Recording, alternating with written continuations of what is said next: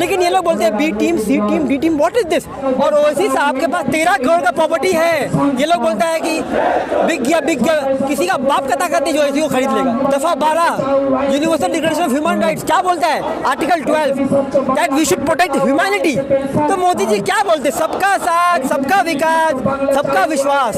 अभी क्या हो रहा है? सबका साथ, सबका विनाश, सबका सत्यानाश, ये हो रहा है। जमहूरियत का खूबसूरत क्या है? That we can contest election सभी पार्टियां कर सकते हैं। जब ये आ रहे हैं, मोदी साहब आ रहे हैं, अमित शाह साहब आ रहे हैं, तो इन लोगों को बुरा नहीं लग रहा है। ओवैसी साहब आ रहे हैं तो इन लोगों को बुरा लग रहा है। ऐसा क्यों? हम इंसान हैं, हम लोग we the people of India, संविधान बोल रहा है कि we the people of India having solemnly resolve to constitute India into a sovereign socialist secular democracy. इसका मतलब क्या है? कि कोई भी आके यहाँ पर पार्टी इलेक्ट कर सकता है। मेरे भाई, जमहूरियत में we can contest election contest कर सकते हैं। आरोप लगता है जैसे कि असदुद्दीन ओवैसी साहब हो गए, पीरजादा अब्बास सिद्दीकी साहब हो गए, अगर कोई मुस्लिम लीडर वो उभरता है तो उसको जो है दबाने की कोशिश होती है, ऐसा क्यों? देखिए जनाब, मैं फरमा रहा हूँ कि मुस्लिम लीडर बोल के कोई नहीं है।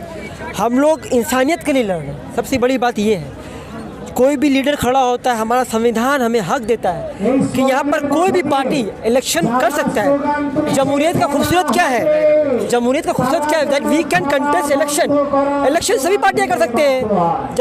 जब ये आ रहे हैं, मोदी साहब आ रहे हैं, अमित शाह साहब आ रहे हैं, तो इन लोगों को बुरा नहीं लग रहा है। ओवैसी साहब आ रहे हैं तो इन लोगों को बुरा लग रहा है। ऐसा क्यों?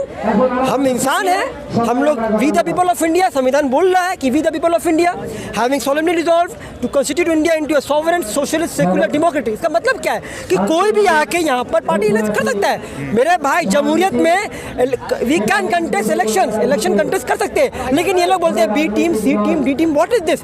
अरे आप क्या आइए, आप आइए यहाँ लड़िए, आपके अंदर हक है तो लड़िए, हक की आवाज़ उठाइए। डरते क्यों? अगर हक चाहिए तो हक के लिए लड़ना पड़ेगा।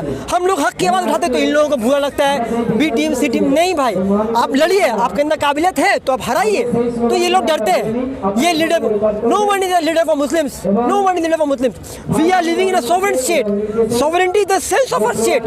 हम लोग रहते हैं डेमोक्रेसी में और हम लोग सबके साथ हैं। इस मुल्क का खूबसूरती क्या है मेरे भाई? मालूम आपको खूबसूरती क्या है? कि यहाँ पर मस्जिद से अजान आती है, चर्च से, गिरजे से घंटी की आवाज़ आती है, मंदिर से घंटी की आवाज़ आती है, गिरजे से आती है, गुरुद्वारा से आवाज़ आती है। सभी लोग अपने अपने धर्म को मानते हैं। ये खूबसूरती हमारे मुल्क की। यहाँ पर ईद, दिवाली, दुर्गा पूजा सब कोई हम लोग मनाते हैं। लेकिन अफसोस है, ये लोग बोलते हैं बी टीम, सी टीम। यही है। बोलिए। एक चीज़ बताइए कि ये बताया जाता है कि असदुद्दीन ओवैसी साहब जो है वो जो भाषण देते हैं, जो स्पीच देते हैं, उससे बीजेपी को फायदा होता है। नहीं, बिल्कुल नहीं, क्योंकि वो सांप्रदायिक भाषण, बिल्कुल नहीं। अरे जब एनआरसी का प्रोटेस्ट हुआ तो पहले कौन बोला?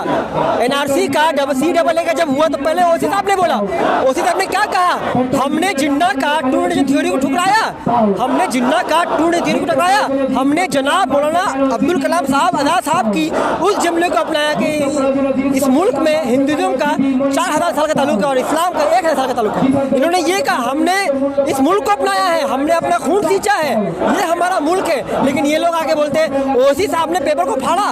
उन्होंने गांधी जी का हवाला दिया कि गांधी जी अफ्रीका में गए थे, पेपर को फाड़ दिया। ओवैसी साहब ने पेपर को फाड़ा, ये लोग बोलते हैं। तो कैसे बोलते हैं? और ओवैसी साहब के पास 13 करोड़ का प्रॉपर्टी है, ये लोग बोलता है कि बिक गया, किसी का बाप का ताकत नहीं जो ओवैसी को खरीद लेगा। ये बात याद रखिए सब। अच्छा, आप साहब एक चीज़ बताइए कि आपने काफ़ी अच्छा बात कही है, लेकिन आपको लगता है नहीं, बिल्कुल ओवैसी साहब यहाँ पे अगर चुनाव लड़ते हैं तो यहाँ की आवाम सपोर्ट करेंगे? नहीं, बिल्कुल करेंगे, बिल्कुल करेंगे। जमहूरियत है, जमहूरियत में लड़ना जरूरी है। और ये लोग बोलते हैं फायदा हो रहा है, फायदा हो रहा है। बीजेपी तो खुद तो उनके कोई वसूल नहीं है, लोगों की जान ले लिए। आज ओवैसी साहब क्यों चिल्लाते हैं? क्यों? वो हक की आवाज़ उठाते हैं मेरे भाई। वो देखे कि लोगों का जान गया, मुसलमानों का जान गया है, हिंदू भाई का जान गया, तमाम सभी मजहब का जान गया, सिखों का जान गया। आज हमारे किसान भाई, मेरे भाई, किसान भाई का जान जा रहा है। उनको चीन की फिक्र नहीं है, उनको फिक्र किसकी है? किसानों की फिक्र है। मेरे भाई, हमारे लाल बहादुर शास्त्री जो भारत के दूसरे प्रधानमंत्री थे, उन्होंने क्या कहा था? जय जवान जय किसान, जय जवान जय किसान। और ये मोदी जी क्या कर रहे हैं? क्या कर कर रहे, कुछ नहीं कर रहे। जवान लोगों की भी मौत हो रही है, किसानों की भी मौत हो रही है। अरे मोदी जी चीनी को रोकिए ना, चीनी को रोकिए। दफा 12 universal declaration of human rights क्या बोलता है? Article 12 that we should protect humanity. तो मोदी जी क्या बोलते? सबका साथ, सबका विकास, सबका विश्वास। अभी क्या हो रहा है? सबका साथ, सबका विनाश, सबका सत्यानाश, ये हो रहा है। लेकिन मोदी जी तो कह रहे हैं कि हम तो नारा दे रहे हैं कि सबका साथ, सबका विकास, लेकिन जो विपक्ष है वो इस चीज़ को आगे पहुंचाना नहीं चाहता, वो करने नहीं देता। यही तो कि वो बार-बार प्रोटेस्ट पे बैठ जाते हैं। मेरे भाई आज लॉ एंड ऑर्डर कितना कमजोर है मालूम है? बंगाल 3 नंबर में क्राइम में, सबसे ज्यादा क्राइम कहाँ हो रहा है? यूपी में हो रहा है, उसके बाद साउथ में हो रहा है, उसके बाद बंगाल 3 नंबर में आती है क्राइम में। लोग जब जाते हैं चिट्ठी कंप्लेन लेटर थाना में देने के लिए तो उन्हें हैरेस किया जाता है। तो क्या बोलते हैं? भैया फलाना आ रहे हैं, फलाना ये है। अरे आप पावर में हो ना, पावर में तो आप हो, कुछ करिए। अरे कुछ करिए। आपका 56 की शादी दिखाने के लिए है कि लोगों के लिए कुछ करने के लिए? लेकिन ये एक ही बाजा बजाते हैं। क्या बाजा बजा रहे हैं? कि सबका साथ, सबका विकास, सबका साथ, सबका विकास, सबका विश्वास। नहीं भाई नहीं। एक गरीब आदमी क्या चाहता है? रोटी, कपड़ा, मकान। अगर मेरे पर जुल्म होगा तो हम थाना जाएंगे, पुलिस कुछ नहीं करता है। क्या हुआ भाई? पुलिस वाले क्या हुआ? कुछ नहीं किया। हम लोग क्या करते हैं? कोर्ट में आते हैं। कोर्ट में क्या होता है? तारीख पे तारीख, तारीख पे तारीख, तारीख पे तारीख। कोर्ट में भी कुछ नहीं होता है, बस खत्म। वैसे देखा जाए तो हमारा मुल्क वो एक सेकुलर मुल्क है। हाँ बिल्कुल। यहाँ पे हर जाति के अपने अपने लीडर हैं जो उनकी आवाज़ उठाते हैं। मान लीजिए कि दलित है, मायावती है, यादव है, अखिलेश यादव है, लालू प्रसाद यादव है, ब्राह्मणों की बीजेपी पार्टी है, उसके बाद चटर्जी बनर्जी की, ममता बनर्जी मुसलमान। देखिए मेरे भाई, मैं फिर से बोल रहा हूँ, कोई पार्टी किसी का नहीं है भाई। ये पार्टियां मनुष्य इंसानियत के लिए मेरे भाई। हमारे संविधान में क्या बोलता है? Justice, liberty, equality, fraternity. हमें ये लेके चलना है। कोई अगर सोचता है कि मैं मुसलमान का लीडर हूँ, गलत है, एकदम गलत है। इसी की तो प्रॉब्लम। ओवैसी के बारे में कहा जाता है ना कि नहीं भाई नहीं, ओवैसी को तो टारगेट किया जा रहा है। क्यों? हक की आवाज उठाता है ना कोई, जब हक की आवाज तो उसको टारगेट बनाते हैं लोग। आप भी अगर हक की आवाज उठाएंगे आपको भी टारगेट बनाएंगे। गरीब बाप, लोग हंसेंगे, लोग आपको पागल बोलेंगे। ये हक की आवाज उठा रहा है। हमारे हिंदुस्तान आजाद होते हुए 70 साल हो गए, लेकिन लोगों को इंसाफ नहीं मिला मेरे भाई।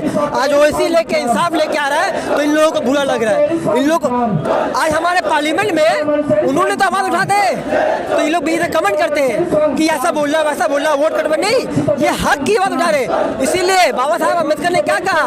उन्होंने कहा, संविधान के पहला पेज में कहा, जस्टिस, लिबर्टी, इक्वलिटी, फ्रेटर्निटी, है ना।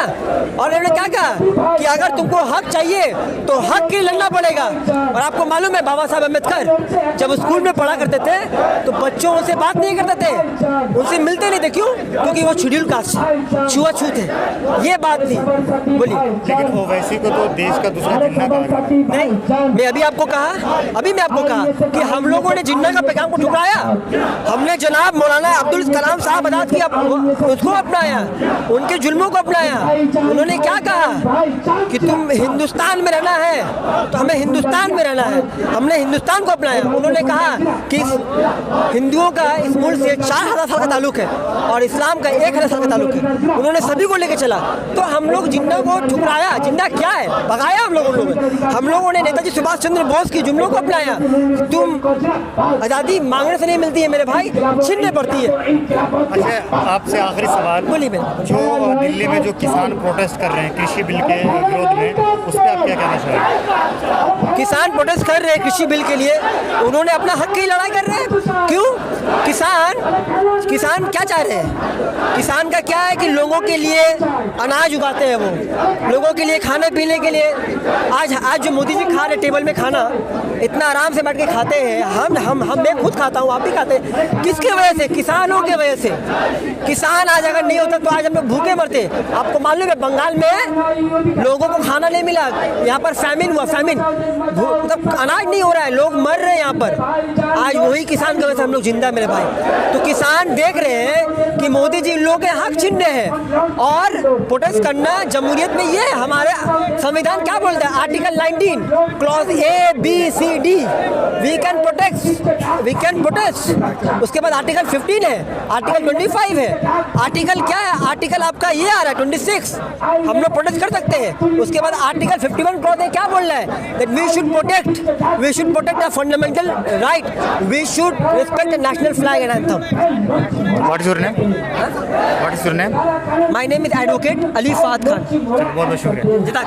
तो यहाँ पे देख रहे थे कि यहाँ पे आवाम से जो यहाँ की जो पब्लिक है उनसे बात करने की कोशिश कर रहे थे कि इस बार जो है क्या असदुद्दीन ओवैसी साहब, मिर्ज़ा अब्बास सिद्दीकी साहब क्या यहाँ पे अपना दम दिखाने में कामयाब हो पाएंगे। तो लोगों से हमने जानकारी ली, लोगों से हमने जानने की कोशिश करी। आपको क्या लगता है इस वीडियो को कमेंट करके नीचे हमें ज़रूर बताएगा। वीडियो अगर आपको अच्छी लगी तो इसे लाइक शेयर जरूर कीजिएगा। जय हिंद, जय भारत, अपना ख्याल रखिए, हंसते रहिए, मुस्कुराते रहिए। अल्लाह हाफ़िज़।